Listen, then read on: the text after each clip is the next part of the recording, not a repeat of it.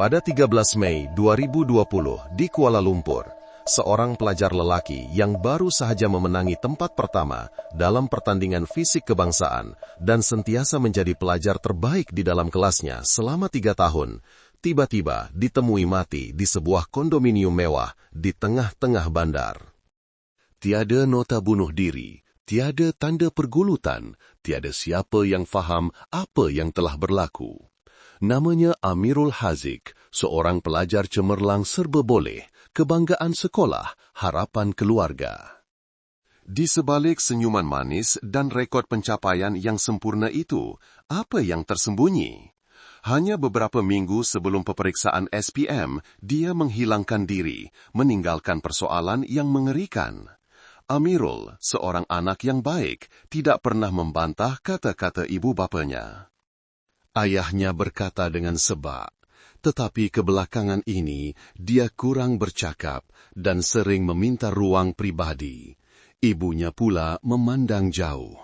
Rakan-rakannya teringat Amirul sering mengasingkan diri daripada kumpulan dan hanya duduk seorang diri. Apabila ditanya, dia hanya tersenyum hambar. Lewat malam, ibunya membuka pintu bilik. Hanya terlihat cahaya skrin komputer dan tetingkap sembang yang aneh, belum sempat ditutup.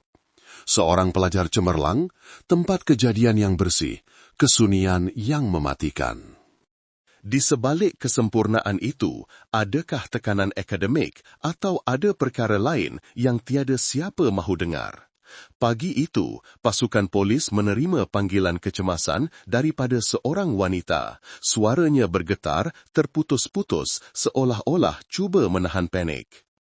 Ada orang terbaring tidak bergerak di dalam rumah saya tidak tahu. Saya baru sahaja sampai. Penelpon itu ialah Farah Adlina, seorang guru fizik di sekolah tersebut dan juga pemilik kondominium mewah tempat kejadian berlaku. Apabila pihak berkuasa tiba, di hadapan mereka adalah satu pemandangan yang aneh dan menyeramkan. Di tengah-tengah ruang tamu yang kemas, berkilat sehingga tidak masuk akal, terbaring mayat seorang remaja lelaki, tiada lagi tanda-tanda kehidupan. Para penyiasat menyifatkan semuanya bersih sehingga mencurigakan. Tiada kesan darah, tiada barang yang berselerak. Kerusi ditolak rapat ke meja, langsir ditarik lurus, lantai kayu berkilat, tiada satu pun kesan tapak kaki berlumpur. Sesiapa yang membersihkan bilik ini, jika ada, sama ada seorang yang obses dengan kekemasan, atau seorang yang sangat tenang selepas melakukan jenayah, tetapi tubuh mangsa menceritakan kisah yang berbeza.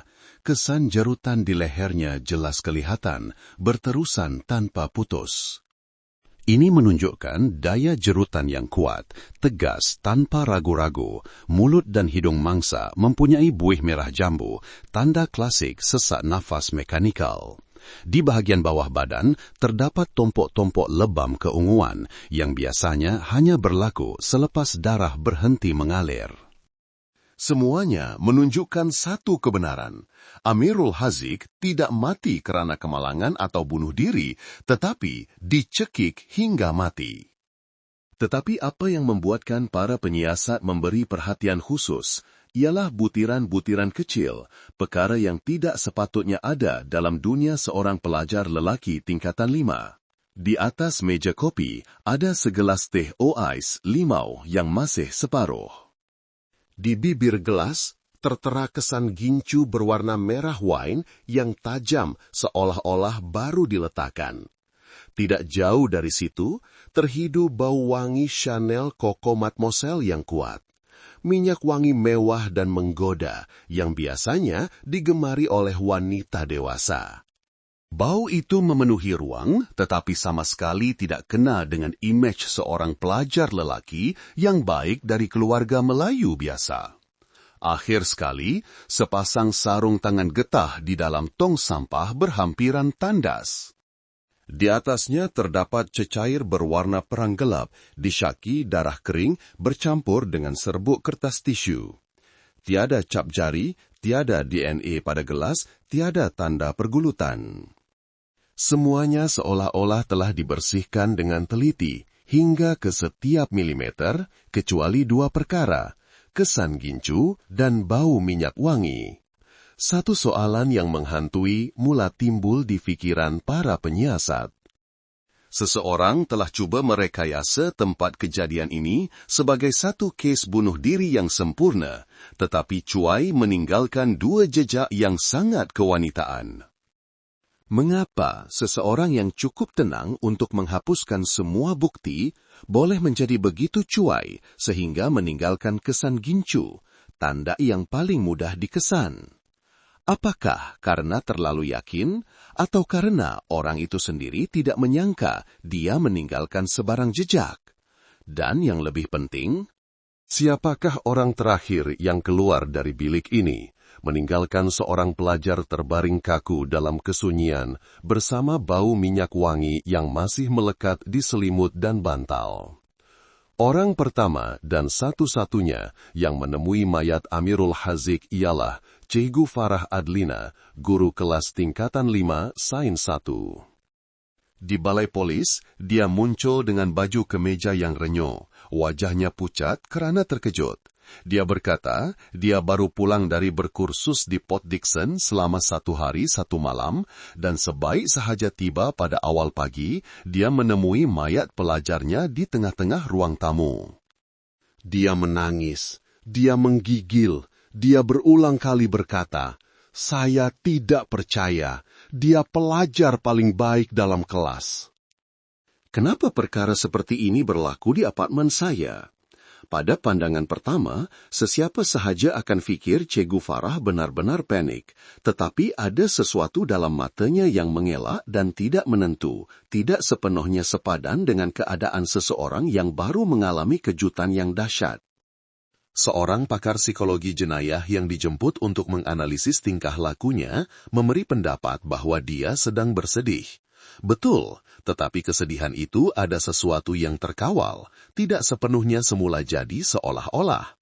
Dia sedang coba mengingati skripnya.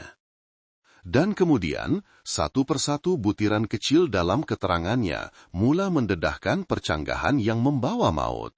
Cikgu Farah berkata, dia telah meninggalkan rumah sejak pagi semalam, pergi berkursus di Port Dickson mengikut jadual sekolah, dan tidak kembali ke apartemen sejak itu sehingga penemuan mayat. Tetapi data Cat Access Live mengatakan sebaliknya. Rakaman kamera di kondominium menunjukkan Cat Access atas nama Farah Adlina telah digunakan untuk naik ke tingkat 15 pada pukul 8.05 malam pada hari kejadian. Satu butiran yang tidak boleh diabaikan. Apabila ditanya, Cikgu Farah menjawab, Saya mungkin telah tercicirkan kar itu atau seseorang telah mencurinya. Saya benar-benar tidak tahu. Satu jawaban yang kabur dan tidak meyakinkan.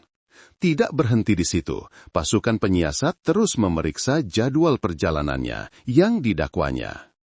Menurut Cikgu Farah, pada awal pagi, dia memandu kereta pribadinya dari Subang Jaya ke Port Dickson untuk menghadiri satu bengkel kemahiran untuk pelajar tahun akhir.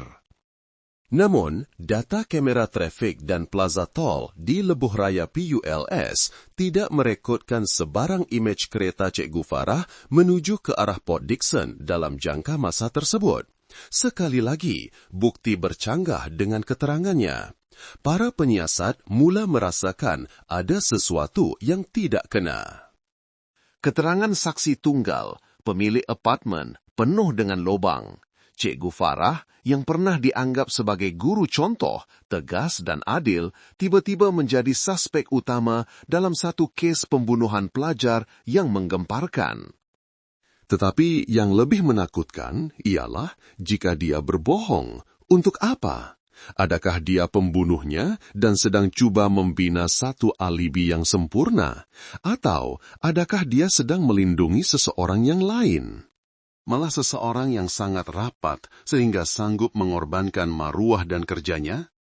Kasus itu kini tidak lagi semudah satu kematian, tetapi menjadi sebuah labirin pembohongan, perlindungan, dan hubungan gelap yang belum dinamakan. Pasukan penyiasat memutuskan untuk menggeledah apartemen sekali lagi, dan mereka menemui telepon bimbit Amirul Haziq, sebuah iPhone yang telah ditetapkan dengan kata laluan keselamatan berbilang lapisan, pada mulanya kelihatan mustahil untuk diakses. Tetapi pasukan teknikal forensik selepas berjam-jam akhirnya berjaya membukanya. Dan apa yang mereka temui bukan sekadar data pribadi, tetapi dunia dalaman yang penuh ketakutan, tekanan, dan yang paling penting, satu siri message yang telah dipadam hanya beberapa jam sebelum dia meninggal dunia. Message yang dipulihkan menunjukkan perbualan yang berlarutan lebih sebulan antara Amirul Haziq dan seorang pengguna tanpa nama hanya dipaparkan sebagai nombor telepon yang tidak dikenali. Cara panggilan, cara penulisan yang mesra tetapi penuh makna tersirat, serta-serta membuatkan pasukan penyiasat berasa tidak selesa. Dalam satu petikan message, orang itu menulis, "Hanya Cikgu yang faham tekanan yang saya lalui. Jumpa Cikgu ya, hal ini antara kita berdua sahaja." Amirul Haziq membalas, "Saya rasa agak pelik, mungkin saya patut beritahu ibu saya." Tetapi kemudian, mesej seterusnya membuatkan semua orang tergamam. "Jangan, kalau awak beritahu maruah cikgu, masa depan awak semuanya akan berakhir. Awak tak nak kita berdua dibuang sekolah, kan?" Baris-baris perkataan yang dingin itu bukan lagi kata-kata semangat. Ia adalah manifestasi manipulasi psikologi, satu bentuk kawalan lembut yang perlahan-lahan menolak orang yang lebih lemah ke sudut gelap tanpa jalan keluar. Amirul Haziq, seorang pelajar tingkatan 5 yang bakal menghadapi peperiksaan terpenting dalam hidupnya, terpaksa memikul satu rahsia yang membuatnya takut dan hilang arah. Pasukan penyiasat memanggil Irfan, kawan baik Amirul Haziq, seorang pelajar pendiam, tidak banyak bercakap, tetapi satu-satunya orang yang pernah dipercayai oleh Amirul. Pada mulanya, Irfan gemetar dan takut, matanya resah seolah-olah menyembunyikan sesuatu. Tetapi apabila penyiasat bertanya dengan lembut, "Awak nak bantu kawan awak dapatkan keadilan tak?" Dia mula membuka mulut. "Amirul pernah beritahu saya yang dia diganggu oleh seorang dewasa. Mula-mula dia ingat itu hanya keprihatinan, tapi lama-kelamaan dia rasa terkawal." Orang tua sangat faham psikologi, tahu cara nak pegang kelemahan orang. Irfan berhenti seketika, matanya merah. Amirul kata orang tu ugut akan hancurkan masa depan dia kalau dia tak ikut cakap. Saya ada nasihatkan dia, beritahu guru kelas, beritahu ibu bapa, tapi dia takut. Dia kata, orang tu ada kuasa, ada cara untuk buat semuanya lenyap. Irfan menunduk, tangannya menggenggam erat, berkata dalam tangisan, "Kalaulah hari itu saya lebih bertegas, kalaulah saya beritahu guru kelas, beritahu pihak pentadbiran, mungkin Amirul takkan mati." Suaranya pecah seperti satu pengakuan yang terlambat, satu butiran yang membuatkan penonton terdiam kerana ia terlalu nyata, terlalu dekat dengan apa yang telah dan sedang berlaku di banyak sekolah di dunia sebenar. Perasaan bersalah, tidak berdaya, dan dihantui, itu bukan sahaja penderitaan Irfan, tetapi gambaran yang mewakili ratusan, ribuan pelajar yang pernah menyaksikan rakan mereka berubah, tetapi tidak tahu apa yang perlu dilakukan. Ia juga merupakan satu loceng amaran tentang realiti. Bukan setiap masa diam itu pilihan yang bijak, dan kadang-kadang hanya satu perkataan pada masa yang tepat, satu tindakan kecil boleh menyelamatkan satu nyawa. Daripada petikan mesej itu, pasukan penyiasat mula mengecilkan skop suspek.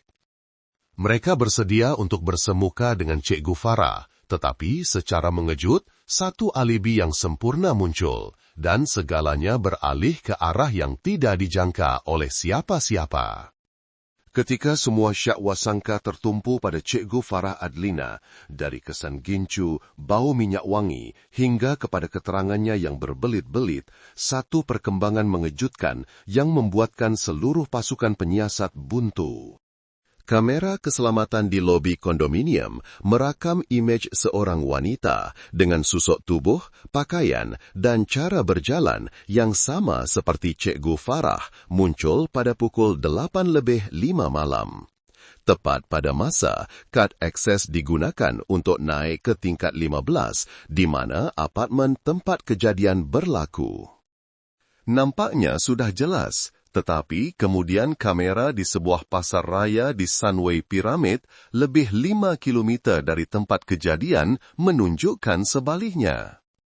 Tepat pada pukul 8:15 malam itu, Farah Adlina dirakam sedang berdiri di kaunter pembayaran, menjinjing bakul beli belah dan bercakap dengan juruang. Masanya sepadan, imejnya jelas, gerak-geri dan suaranya tidak mungkin silap. Cikgu Farah tidak mungkin berada di dua tempat pada masa yang sama. Kejutan bertukar menjadi kekeliruan. Pasukan penyiasat mula membuat hipotesis yang sukar dipercayai. Adakah terdapat campur tangan suntingan imej?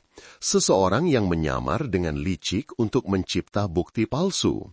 Tetapi semakin diteliti, semuanya semakin sempurna. Tiada tanda pemalsuan, tiada campur tangan digital. Dan kemudian, satu hipotesis yang berani tetapi logik dikemukakan. Mungkinkah ada orang lain yang kelihatan sama seperti Cikgu Farah? Siasatan beralih kepada file pribadi Farah Adlina. Satu salinan sijil kelahiran lama yang berdebu dan kekuningan dibuka, dan di situ satu nama muncul seperti kepingan terakhir teka-teki jigsaw, Farhana Adlina, kakak kembar kepada Farah Adlina. Maklumat ini membuatkan seluruh pasukan penyiasat terdiam. Sejak awal kes, tiada siapa, termasuk rakan sekerja rapat Cikgu Farah, pernah menyebut tentang kewujudan seorang kakak kembar. Psikologi Cikgu Farah kini menjadi lebih mudah difahami. Pandangan yang mengelak, kata-kata yang tidak konsisten, cara dia panik tetapi masih dapat mengekalkan ketenangan dengan cara yang aneh. Mungkin sepanjang masa itu, dia tidak berbohong sepenuhnya. Dia hanya menyembunyikan sebahagian kebenaran, bahagian yang dia sendiri tidak berani hadapi. Seorang penyiasat mengeluh dalam mesyuarat tertutup. Jika benar mereka kembar, maka mengelirukan kamera adalah sangat mungkin. Tetapi mengapa Cikgu Farah menyembunyikannya? Kerana takut, malu, atau kerana melindungi seseorang yang dia tidak boleh lepaskan. Semuanya bermula semula. Tetapi kali ini dengan nama baru dan syakwa sangka yang lebih mendalam, wanita misteri yang muncul di tingkat 15 pada malam itu. Adakah benar-benar Cikgu Farah atau hantu dari masa lalu yang cuba dilupakannya? Pasukan penyiasat memutuskan untuk memanggil Farhana Adlina, wanita yang hampir seluruh dunia Cikgu Farah cuba sembunyikan. Dan kemudian, sisi gelap hubungan adik-beradik yang disangka suci mula terbongkar. Apabila nama Farhana Adlina disebut, suasana di bilik mesyuarat pasukan penyiasat seakan terhenti. Seorang kakak kembar yang tidak pernah disebut oleh Cikgu Farah dalam mana-mana keterangannya, tiada rakan sekerja yang tahu, tiada rekod perkhidmatan yang menyebutnya. Seolah-olah Farhana tidak pernah wujud dalam kehidupan semasa Cikgu Farah. Dan kemudian, hanya sehari selepas surat panggilan dikeluarkan, Farhana Adlina muncul. Kelihatan sangat mirip dengan Cikgu Farah sehingga menakutkan. Kulit putih yang sama, rambut hitam lurus panjang yang sama, suara yang lembut dan perlahan yang sama. Tetapi, pandangan matanya sama sekali berbeza. Dingin dan hilang arah, seolah-olah hidup dalam dunia yang terasing sepenuhnya. Semasa belajar di Universiti Pendidikan, kedua-dua Farah dan Farhana cemerlang dalam pelajaran. Kedua-duanya mempunyai bakat belajar. Tetapi sementara Farah tenang dan sabar, Farhana pula sensitif, mudah terluka, dan agak impulsif. Satu insiden psikologi pada tahun ketiga menyebabkan Farhana berhenti belajar separuh jalan. Satu-satunya orang yang tinggal di sisinya, diam-diam menguruskan serangan panik, tingkah laku impulsif, dan kemurungannya ialah Farah. Farah berbohong kepada ibu bapa. Farah bertanggung jawab atas kerugian yang disebabkan oleh kakaknya. Farah mengorbankan latihan praktikum pertamanya untuk tinggal di rumah menjaga kakaknya. Tetapi sejak itu, satu hubungan yang aneh mula terbentuk. Farah menjadi orang yang memikul tanggung jawab.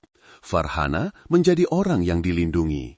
Selama bertahun-tahun, Farah sentiasa hidup untuk mereka berdua. Seolah-olah dirinya bukan lagi individu yang bebas, tetapi tiang tunggal yang menahan keluarga daripada runtuh. Dan dalam ikatan itu, kasih sayang perlahan-lahan bertukar menjadi belenggu. Farah menyayangi kakaknya, sehingga tidak berani membiarkannya menghadapi akibat. Farhana bergantung pada adiknya, sehingga hilang keupayaan untuk bertanggung jawab terhadap hidupnya sendiri. Ia bukan lagi perasaan yang murni, tetapi satu ikatan toksik, di mana seorang berkorban hingga keletihan. Manakala yang seorang lagi perlahan-lahan kehilangan konsep benar dan salah. Semasa sesi sogal siasat antara Farhana dan pasukan penyiasat, kebenaran akhirnya terbongkar. Di bawah tekanan bukti, kesan cap jari pada gelas teh, data kamera di koridor, dan padanan DNA dari sarung tangan di dalam tong sampah, Farah menyerah. Dia menundukkan kepala, air mata berlinangan, mengakui. Dia pernah berjanji tidak akan muncul lagi. Tapi kemudian dia mendekati Amirul Haziq. Antara saya dan Amirul adalah kepercayaan yang suci. Tetapi bagi kakak, itu adalah cara untuk dia mendapatkan semula sebahagian daripada kehidupan yang saya ada. Saya tahu, tapi saya tak cukup berani untuk melaporkan ahli keluarga saya sendiri. Pada saat itu, semua kepingan teka-teki mula bercantum. Kasih sayang adik-beradik yang disangka paling suci menjadi pendorong untuk menyembunyikan jenayah. Bukan kerana Farah jahat, tetapi kerana dia telah hidup terlalu lama dalam peranan sebagai pemikul beban sehingga dia lupa.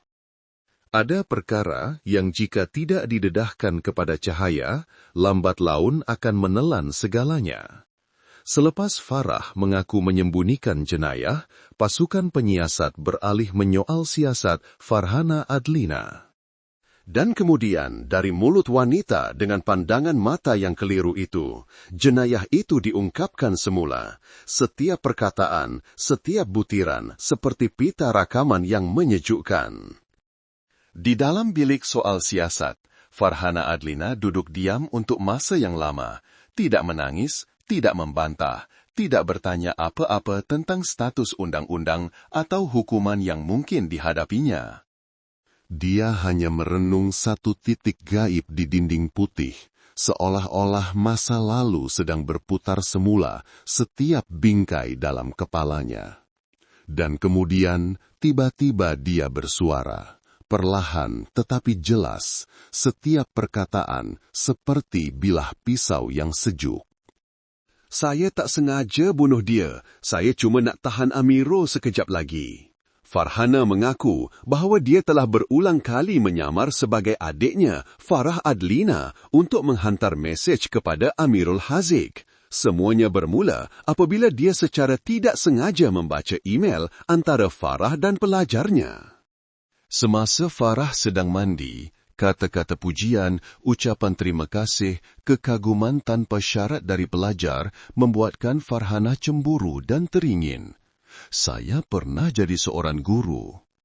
Saya pernah berdiri di hadapan kelas, tetapi kemudian penyakit, pengangguran, hidup menumpang adik, dan saya mula percaya bahwa dia sedang menjalani kehidupan yang sepatutnya menjadi milik saya. Di mata Farhana, Amirul Haziq, pelajar paling cemerlang Farah, menjadi simbol kepada apa yang telah hilang daripadanya. Satu kepingan teka-teki yang sempurna, yang jika dapat dimiliki, dia akan merasa dirinya wujud semula. Sejak itu, dia mula memanipulasi. Dia menggunakan pengetahuannya tentang psikologi pelajar, pengalamannya dalam bidang perguruan untuk perlahan-lahan menarik Amirul ke dalam satu hubungan yang kabur, sebagai seorang pendengar dan juga pengawal. Dia sunyi, dia tertekan, dan dia perlukan seseorang untuk dipercayai. Saya cuma gantikan Farah dalam fikirannya. Tetapi, keadaan mula di luar kawalan apabila Amirul Haziq berkata dia mahu menamatkannya. Dia merasakan ada sesuatu yang tidak kena. Dia mula curiga. Dia berniat untuk memberitahu ibunya, Cikgu Farah yang sebenar, pihak pentadbiran. Itulah saat krisis psikologi Farhana mencapai tahap bahaya. Dia kata, saya akan ceritakan semuanya. Saya takut, saya panik. Kerana jika Amirul beritahu, saya akan kehilangan segalanya, kehilangan satu-satunya perkara yang membuatkan saya rasa berharga. Pada masa itu, Farhana tidak melihat seorang pelajar yang meminta pertolongan. Dia hanya melihat satu ancaman, satu tangan yang bersedia untuk meruntuhkan dunia fantasi yang telah dibinanya selama ini. Dan dalam satu saat hilang kawalan, di antara ketakutan, keegoisan dan khayalan, dia mencekik Amirul Haziq.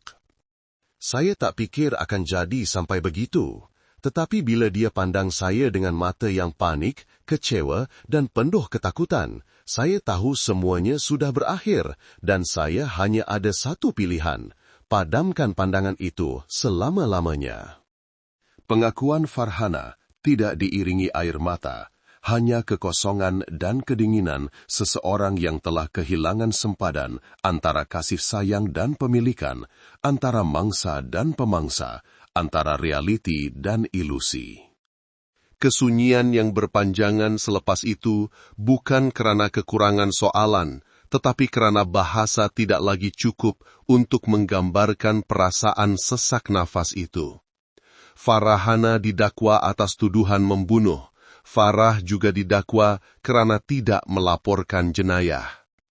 Dalam perbicaraan yang akan datang, bukan sahaja undang-undang yang akan bersuara, tetapi juga hati nurani dan air mata penyesalan mereka yang tinggal.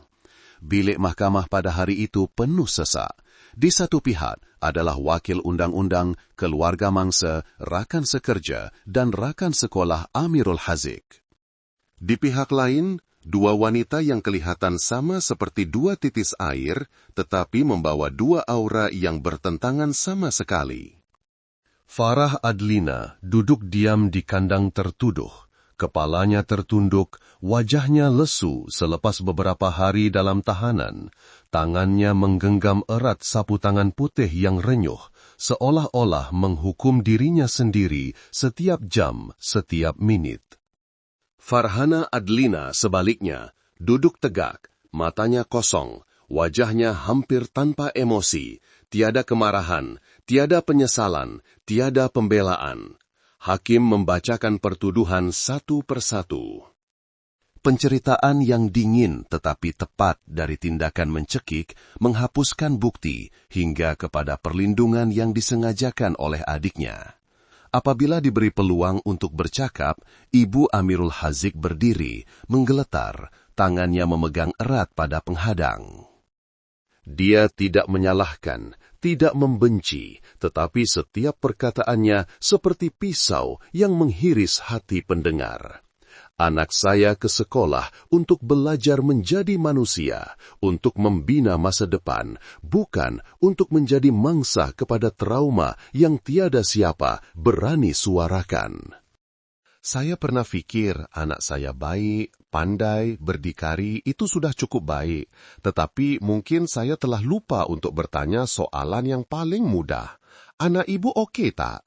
Seluruh dewan senyap, ramai yang menunduk, beberapa pelajar mengesat air mata.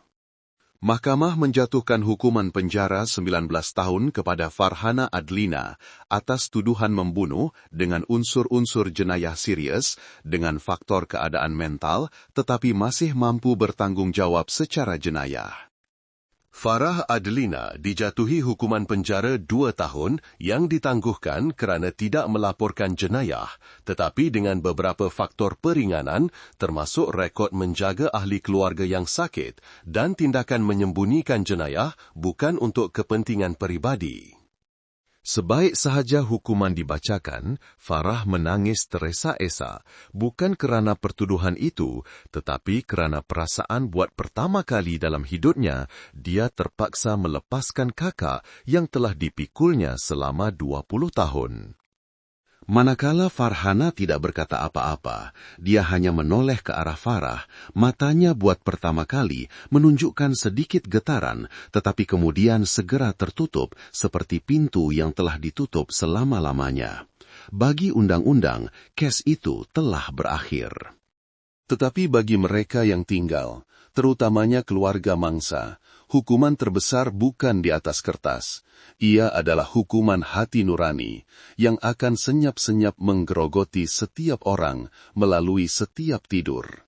Setiap kali melihat mata seorang anak yang menyimpan terlalu banyak perkara yang tidak sepatutnya disimpan, kes telah ditutup, mahkamah telah menjatuhkan hukuman, tetapi di dalam hati mereka yang menyaksikan masih ada satu hukuman lain yang tidak mempunyai tarikh akhir, yaitu hukuman hati nurani. Hati nurani seorang ibu yang pernah percaya bahawa anaknya yang baik, pandai dan berdikari sudah cukup untuk berasa tenang, tetapi lupa bahawa kesunyian seorang anak kadang-kadang adalah jeritan meminta tolong yang tidak terluah. Hati nurani seorang kawan baik yang jika hanya bersuara sehari lebih awal mungkin telah menyelamatkan nyawa rekannya. Dan juga hati nurani seorang guru yang telah menggunakan kasih sayang dengan cara yang salah untuk melindungi ahli keluarga, dan akhirnya kehilangan segalanya. Kisah Amirul Haziq bukan sahaja sebuah tragedi pribadi. Ia adalah satu amaran kepada seluruh persekitaran sekolah, di mana sempadan antara keprihatinan dan penderaan boleh menjadi setipis rambut.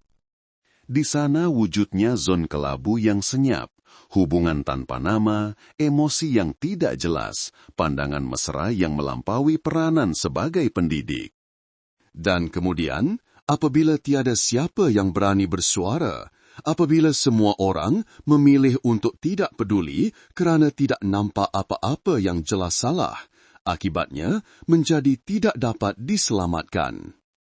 Di tengah-tengah semua kekecohan itu, mungkin perkara yang paling perlu adalah satu soalan yang kelihatan mudah yang sering kita abaikan. Awak okey tak? Satu soalan, jika ditanya pada masa yang tepat dengan cukup keikhlasan, boleh menyelamatkan satu jiwa dan kadang-kadang menyelamatkan satu nyawa. Jika hari ini Anda melihat anak Anda, pelajar Anda, atau kawan baik Anda tiba-tiba menjadi pendiam, mengelak pandangan mata, atau tersenyum paksa apabila Anda bertanya, jangan diam, jangan tunggu. Mulaikan dengan satu soalan dan dengarlah dengan sepenuh hati. Kerana perkara yang membunuh bukanlah jenayah yang paling jelas, tetapi perkara-perkara yang tiada siapa berani suarakan sehingga semuanya sudah terlambat. Hai semua, korang tengah tonton dari mana tu? Cuba tinggalkan komen di bawah, seronok juga nak tahu. Apa pendapat korang tentang perkongsian saya kali ini? Saya harap cerita ini dapat memberi sedikit makna kepada Anda. Walau di manapun Anda berada, saya sentiasa mendoakan semoga Anda dan keluarga sentiasa sehat, selamat, dan berada dalam ketenangan. Dan sudah tentu, kalau korang ada kisah atau cerita menarik yang ingin dikongsikan bersama, jangan segan-segan untuk tulis di ruangan komen ya. Boleh kita semua baca dan hayati bersama-sama.